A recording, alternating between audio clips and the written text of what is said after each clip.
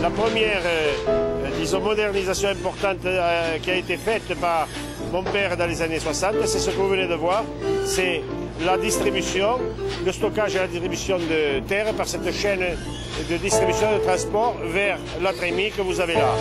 Alors ça permet un grand rendement dans un temps très réduit. Ces machines ont été installées en 1963, elles sont encore en parfait état. Nous préparons la matière selon la forme la plus traditionnelle. Depuis la carrière, depuis les stocks de la carrière, la matière est acheminée automatiquement par des bandes transporteuses jusqu'à cette énorme machine qui est un broyeur à meules. Le principe du broyeur à meules, disons, est très ancien. Les Romains déjà utilisaient des meules en pierre actionnées par des chevaux. Là, les deux meules réunies pèsent 20 tonnes. La matière arrive dans la machine, les meules passent successivement sur la matière, tout en recevant, disons, une arrivée d'eau. Donc on fait une pâte. Cette pâte est mélangée, écrasée, réduite.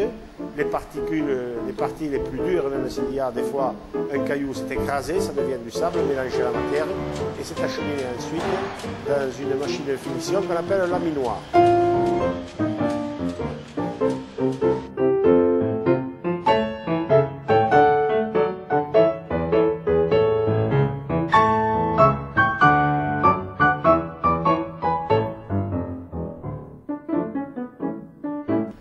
La finesse du laminage est très importante dans la préparation de notre matière première.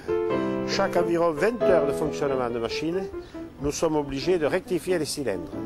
Et nous contrôlons tous les jours l'écartement entre les cylindres.